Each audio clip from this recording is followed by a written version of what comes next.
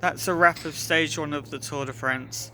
What a fantastic, magical day for DSM and Romain Bardet as he enters what is probably his final Tour de France. Take you back to the early part of the day though, and it was quite a traditional breakaway in the sense that when they were allowed to go, they got a good gap, they got 5 minutes, and the GC team sort of controlled.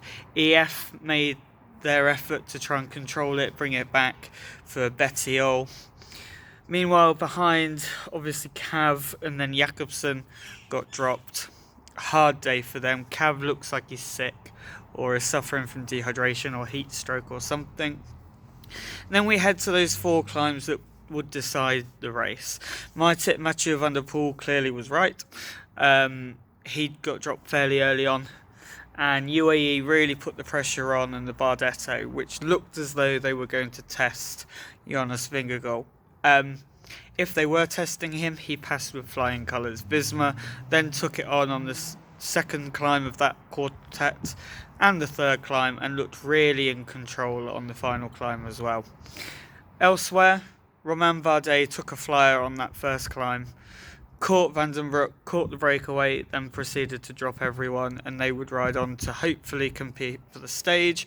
Behind, EF messed around, Trek messed around, Visma clearly didn't think Van Aert could win the stage, UAE didn't want to ride Ineos if Pidcock thought he could, didn't go for it at all, and it was left on after the final climb with Bardet and Van den Broek against what eventually came to the front was Trek, EF, and then Visma. Looked as though at the top of the climb they had enough time.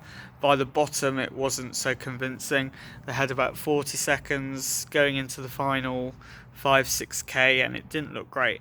But clearly they ran out of steam, and what a monster Frank Van den Broek was. He, without doubt, the rider of the day. 2 years in cycling he's been in. He was a footballer or something, and now he's almost won a stage of the Grand Tour. But he gave it to his leader, Romain Bardet. Takes first maillot jaune of the stage, and let's be real, is now the French's only hope for GC. Lenny Martinez gone on the second climb. David Gaudu gone shortly after as well. Not a great ride for FDJ. Hilarious tactic award though does go to EF Education. Easy post first, or however you say it. They took it on early to bring the gap down from 5 minutes to 3.5, then sat back while UAE rode, but then didn't come forward when UAE didn't ride on the San Leo and Visma went the controlling. Very strange tactics. Then they had Healy attack, which was never going to catch Bardet. That ship had sailed. And then they had that weird moment when they had Healy attack on the front and Paulus bringing them up to him. Damage done for the GC, not really, although Ayuso didn't look great today. Not a great surprise given that he had the Dauphiné crash and we didn't know where his form was, but it was a bit of a surprise to see him almost drop on this stage.